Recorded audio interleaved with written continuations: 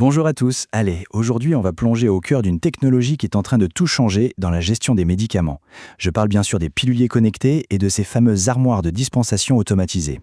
On va décortiquer ensemble, d'un point de vue bien technique, comment ces outils viennent vraiment transformer la pratique soignante au quotidien.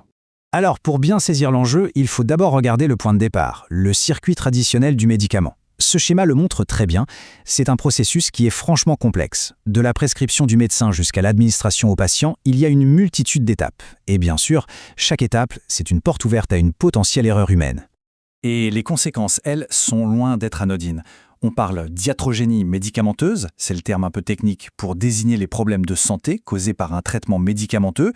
Et là, attention, le chiffre fait un peu froid dans le dos, jusqu'à 10% des patients hospitalisés seraient concernés. C'est ce que nous dit un rapport de la direction de l'hospitalisation. 10%, c'est tout simplement énorme. Alors, la grande question, c'est comment la technologie peut-elle nous aider à sécuriser tout ça? Eh bien, on va voir ça en 5 points. D'abord, on va revenir sur le circuit du médicament. Ensuite, on verra de fameux guidages lumineux, puis les systèmes de verrouillage, l'interopérabilité, un mot crucial, avec le dossier patient, et pour finir, on parlera de traçabilité et de ce que ça change pour la responsabilité infirmière. Ok, rentrons dans le vif du sujet. Le circuit du médicament, c'est donc là que se situe le défi principal. Préparer les médicaments, les administrer, tout ça, quand c'est fait manuellement, ça prend un temps fou. Et comme on vient de le voir, c'est une source d'erreurs potentielles. Dans la pratique infirmière, il y a une règle d'or, un principe fondamental pour la sécurité. C'est la fameuse règle des 5 B. Bon patient, bon médicament, bonne dose, bonne voie et bon moment. C'est vraiment la base. Et tout l'objectif de l'automatisation, c'est justement de venir aider, de s'assurer que cette règle est respectée à la lettre à chaque fois. On passe au premier mécanisme technique super important, le guidage lumineux. C'est un système conçu pour être un véritable anti-erreur. Voyons un peu comment la technologie prend le soignant par la main, si on peut dire, pour qu'il n'y ait plus de doute possible. La question est simple, mais elle est essentielle. Face à une armoire qui contient des centaines de médicaments différents, comment la machine fait-elle pour guider le soignant vers la bonne boîte sans la moindre hésitation? Eh bien la réponse, elle est à la fois simple et brillante. C'est un système de diodes lumineuses. Comme le dit la source d'Omnicell, l'armoire va guider physiquement la personne vers la bonne étagère, puis le banc tiroir et enfin le bon petit bac. Une lumière s'allume, impossible de se tromper, fini la confusion. Du coup, pour le personnel soignant, le processus devient d'une simplicité et d'une sécurité redoutable. Étape 1, on s'identifie sur la machine. Étape 2, on choisit le patient concerné sur l'écran. Et étape 3, la plus simple, on n'a plus qu'à prendre le médicament dans le seul compartiment qui est allumé. C'est le système qui fait tout le travail de vérification en amont. Abordons maintenant un autre pilier, la sécurité physique. Comment est-ce qu'on s'assure que seules les bonnes personnes ont accès aux médicaments et qu'elles n'ont accès qu'à ce dont elles ont besoin? L'accès est hyper contrôlé. Pour ouvrir l'armoire, il faut s'authentifier et pour ça, il y a plusieurs moyens. Ça peut être une empreinte digitale, ce qui est biométrique, donc impossible à prêter, ou alors le badge professionnel, ou encore un mot de passe. Dans tous les cas, seules les personnes habilitées peuvent y accéder. Et ce qui est vraiment malin, c'est que le niveau de sécurité s'adapte au type de médicament. Pour les médicaments courants, on va avoir des tiroirs matriciels où l'on a accès à plusieurs produits en même temps. Mais, et c'est là que ça devient très intéressant, pour les médicaments à haut risque, comme les stupéfiants, la sécurité monte d'un cran.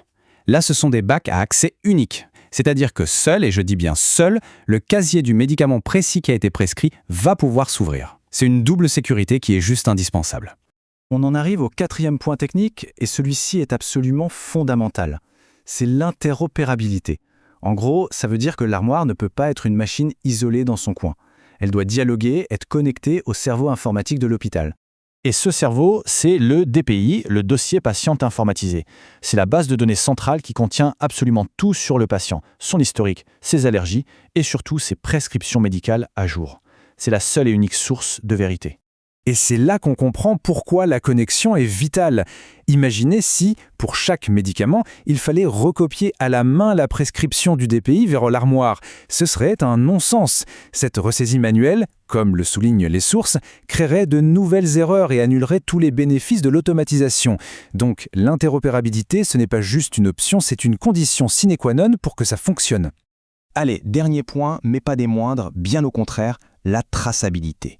On va voir comment le fait que tout soit enregistré change la donne pour la pratique et la responsabilité des infirmiers.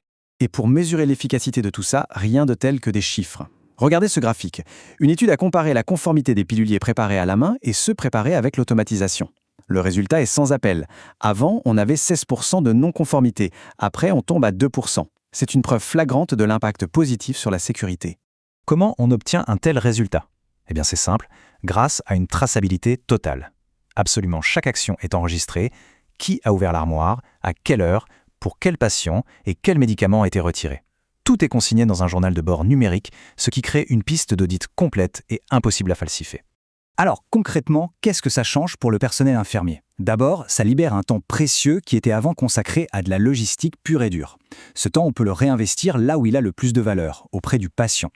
Ensuite, ça renforce la responsabilité de chacun, car chaque action est tracée. Et enfin, on peut voir le système comme une sorte de double check numérique, un filet de sécurité supplémentaire pour tout le monde. Tout ceci nous amène à une question de fond pour la profession. Est-ce que cette automatisation est une menace ou est-ce que c'est au contraire une chance incroyable d'améliorer la qualité et la sécurité des soins? Clairement, la technologie ici se positionne comme un allié puissant, un outil qui permet aux soignants de se recentrer sur ce qui compte vraiment, le soin et le patient.